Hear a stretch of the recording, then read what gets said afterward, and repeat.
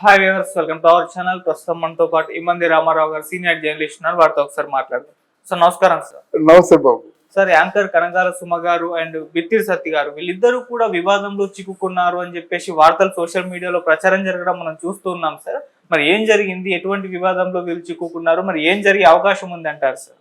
అంటే ఇక్కడ సుమ గారి చేసిన తప్పే లోగడ జయసుధాతి కూడా చేసింది. ఓకే. ఆవిడ ఎలాగే ప్లాట్లు అయి కొనండి అని చెప్పి ఇరుక్కుందన్నమాట. సజీవ సాక్షి ఇంకా బ్రతికే ఉంది. ఆవిడ మీద కూడా ఇలాగే ఎదురు తిరిగారు.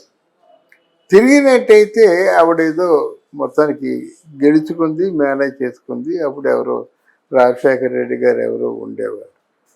అయితే ఇది ఏమవుతుందంటే అడ్వర్టైజ్మెంట్ యాడ్కి వాళ్ళు కొంత వాళ్ళు ఊహించినంత అమౌంట్ ఇస్తారు వీటన్నిటికీ.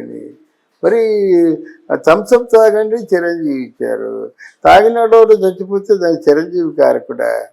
అలాగే మన మహేష్ బాబు ఇచ్చాడు, అలాగే ఫెయిర్ అండ్ లవ్లీ త్రిష ఇచ్చింది. ఫెయిర్ అండ్ లవ్లీ వచ్చినట్టయితే నా మొహం అంతా పాడైపోయింది, పూర్తిగా అన్సీన్గా ఉన్నాను అని చెప్పినట్టయితే ఆవిడే కారకురాలు కాదు కదా. అంటే వీళ్ళందరూ మీ మీద నమ్మకంతో కొన్నాం అన్నది కేవలం ఒక వంక. ఆవిడ మీద అంటే ఆవిడ ద్వారా సమర్థురాలు గనక డబ్బు విషయంలో కొంత కాకపోతే కొంతైనా ఆవిడ అడ్జస్ట్ చేయకపోతుంది అనేటువంటి ఒక ఆశ కొద్దీ వచ్చారు. కానీ యాక్చువల్గా అడ్వర్టైజ్మెంట్ చేసేవాళ్ళు దానికి ఎట్టి పరిస్థితుల్లో కూడా వాళ్ళకి వీళ్ళకి సంబంధం ఉండదు. సువర్ణ భూమి ఉందండి, విశ్వనాథ్ గారు ఉన్నారండి, ఇప్పుడు ఎవరిని అడుగుతారు కదా. హలో ఏంటి అయితే వీళ్ళు అప్పుడే కొంచెం ముందు చూపుతూ ఒక క్లారిఫికేషన్ తీసుకోవాల్సింది. ఇది కేవలం ఏడ మాత్రమేనటువంటి క్లారిఫికేషన్ రిటర్న్ తీసుకుంటే బాగా ఉండేదన్నమాట. అయితే ఇది కొంత సుమ కెరీర్లో కొంచెం ఊహించని పరిణామమే. ఎంతో కొంత నష్టపోయేది మాత్రం ఖాయం. కొంతమంది ఉంటారు, కొంతమంది ఉండి ఎంతైనా కావాలంటారు. ఇంత నష్టపోయారు, దాంట్లో 5% ఇవ్వండి అంటే ఇవ్వాలి కదా కొంతమందికి. అంటే మానవత్వం కదా. కానీ మొత్తానికి ఆవిడ జీవితంలో ఇది కొంచెం కెరీర్లో మాత్రం ఒక మచ్చగా మిగిలిపోతుంది. ఇంకా సార్, బిత్తిరి సత్తి గారు విషయానికి వస్తే ఆయనదే ఎటువంటి వివాదాలు చిక్కుకున్నారు సార్? ఇక్కడ ఆయనకి కేవలం ఆ భాష, ఆ మాండలికం, ఇవి ఆయన పేరు తీసుకొచ్చాయి. అది బిత్తిరి సత్తిగా ఉండాలి కానీ అదొక వేదం చదివిన బ్రాహ్మణుడిలాగా ఉండకూడదు కదా. వేదం చదివినప్పుడు వేదంలా చదవాలి, భగవద్గీతని భగవద్గీతలా చదవాలి. ఫర్ ఎగ్జాంపుల్, అనన్య చింతయంతో మాం ఏదనా పర్యుపాసతే తేషాం నిత్యాభియుక్తానాం యోగక్షేమం వహామ్యహం. ఇది వేదం చదివే విధానం. అది లేకపోతే మానేయాలి. అందులో ఎక్కడైనా స్పెల్లింగ్ మిస్టేక్స్ వచ్చాయంటే అపరాధం. వాడికి ఎందుకండి? మామూలుగా ఏదో నవ్వించుకొని తిరిగేవాడికి వేదం చదవాల్సిన అవసరం వచ్చింది. ఏమొచ్చింది? అంతటి సమర్థులు అనిపించుకోవాలా? అందులో మంచి పని చేశారు హిందువులు. ఏంటంటే ఎవడు మట్టుకు వాడే చెప్పాడు. శ్లోకం చెప్పడానికి ఒక రైమ్ ఉంటుందండి, ఒక మ్యూజిక్ రిథం ఉంటుంది. అన్ని వేదాల్లోంచి పుట్టుకొచ్చినాయి కదా. అందువలన ఇది సామవేదంలోంచి పుట్టిందే సంగీతం. సంగీతాన్ని మిక్స్ చేసిందే భగవద్గీత. ఆ భగవద్గీత చెప్పినప్పుడు సమర్థుడు చెప్పాలి, లేకపోతే హిందువుల మనోభావం తప్పకుండా దెబ్బతింటాయి. ఒకసారి ఇలాంటి చొరక తగిలినట్టయితే బిత్తిరి సత్తికి అప్పుడు తెలుసుకుంటాడు. నిన్నెవడు చదవమని చెప్పాడు, నువ్వేం అంటే నువ్వు వేదం పరిపూర్ణంగా అర్థం చేసుకొని చదువు. వేదం అనేది ఊరకనే పట్టుపడుతుంది.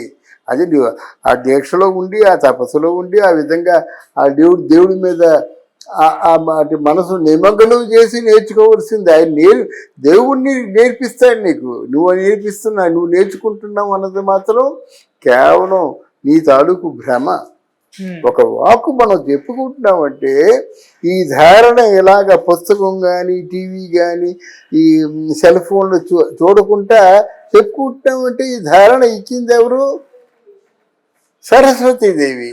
ఆవిడ్ని ఒడంబడికి పడతాం మా తల్లి, నా వాచక స్పష్టత బాగా ఉండి మంచి ధారణ నువ్వు అని మనం వేడుకుంటే వచ్చేది ఇది కాదు. నేనని నా అంతటా నేను నా పైచు నేను ప్రకోపించుకున్నట్టయితే ఇలాగే అభాసు పాలైపోతాం.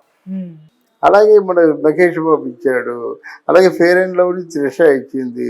ఫెయిర్ అండ్ లవ్లీ వచ్చినట్టయితే నా ముఖం అంతా పాడైపోయింది, పూర్తిగా అన్సీన్గా ఉన్నాను అని చెప్పినట్టయితే ఆవిడే కారకురాలు కాదు కదా.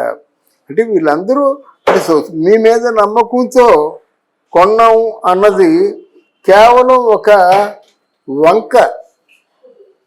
ఆవిడ మీద అంటే ఆవిడ ద్వారా సమర్థురాలు గనక డబ్బు విషయంలో కొంత కాకపోతే కొంతైనా ఆవిడ అడ్జస్ట్ చేయకపోతుంది అనేటువంటి ఒక ఆశ కొద్దీ వచ్చారు. కానీ యాక్చువల్గా అడ్వర్టైజ్మెంట్ చేసేవాళ్ళు సార్ ఇప్పుడు మరి ఈ వివాదాలు వాళ్ళ కెరీర్ పైన ఏమన్నా ప్రభావం చూపిస్తాయి? తప్పకుండా చూపిస్తాయండి. వివాదాలు ఏవైనా కెరీర్ పైన ప్రభావం చూపిస్తాయి అన్నమాట.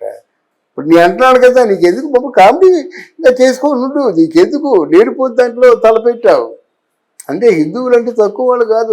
వాళ్ళు మనోభావాలు దెబ్బతిన్నట్టయితే లాగి పారేస్తారు, కోర్టులో పిటిషన్ వేస్తారు, కూర్చుంటా నువ్వు మరి దెబ్బతిన్నట్టే దెబ్బతిన్నట్ట. ఇకపోయినట్టయితే సొమ్ము అంటే సొమ్ము కొంత ఉన్నటువంటి ఇన్ఫ్లుయెన్స్కి ఆవిడ ఏదో విధంగా నెక్కు వస్తుంది. అయినా డ్యామేజే కదా, రోజులు పోతాయి కదా. ఎవరో అఫీషియల్స్ని కలుసుకోవాలి. సొమ్ము అంటే చాలా విపరీతమైన గౌరవం పవన్ కళ్యాణ్ గారికి ఉంది. అంత గౌరవం ఉన్నవాడే సొమ్మకి నేను అభిమాని అని చెప్పుకున్నారు. ఇంకా సొమ్మకు వచ్చినటువంటి గొడవ ఏముంది? అది నా తాలూకు ఉద్దేశం. సార్ సుమ గారు అయితే కేసు పట్ల రియాక్ట్ అయ్యారు సార్, వివాదం పట్ల. అంటే డీల్ ఎప్పుడు అది అయిపోయింది, అనవసరంగా వీళ్ళు ఇప్పుడు ఇది చేస్తున్నారు, నాకు సంబంధం లేదన్నట్టుగా మాట్లాడితే వాళ్ళు ఊరుకుంటారండి. అది క్వశ్చన్ ఆఫ్ కాన్ఫిడెన్స్. నేను నమ్మి కొన్నా ఉంటున్నారు, అది అబద్ధం కావచ్చు. వాళ్ళ ఎలిగేషన్ కూడా కరెక్టే కదా. రేపు మన లైగర్ సినిమా ఫెయిల్ అయిపోయింది, పూరి జగన్నాథ్ మీద ఎందుకు కేసు పెట్టారు?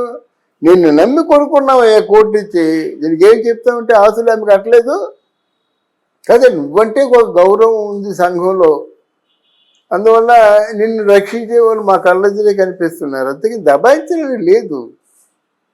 నేను చెప్పానండి, నాకు ఎవరో ఒక 20 సెంట్లు స్థలం కొనమన్నారు, నీకు కొన్నాను. సడన్గా రేటు డ్రాప్ అయిపోయింది. అప్పుడు వాళ్ళు ఎలాగ బాధ్యులు అవుతారండి? నేను దాని సమర్థున్నా కాదని నేను ఆలోచించుకోవాలి. అలాగే సడన్గా రేటు పెరిగింది, మళ్ళీ వాళ్ళకి ఎలాగ ఇచ్చేస్తానండి? నేను కట్టుబడి కొనుక్కున్నాను. ఇది ఎప్పుడు ఈ లాజిక్ వర్తిస్తుందండి. Okay sir, thank you so much. Thank you.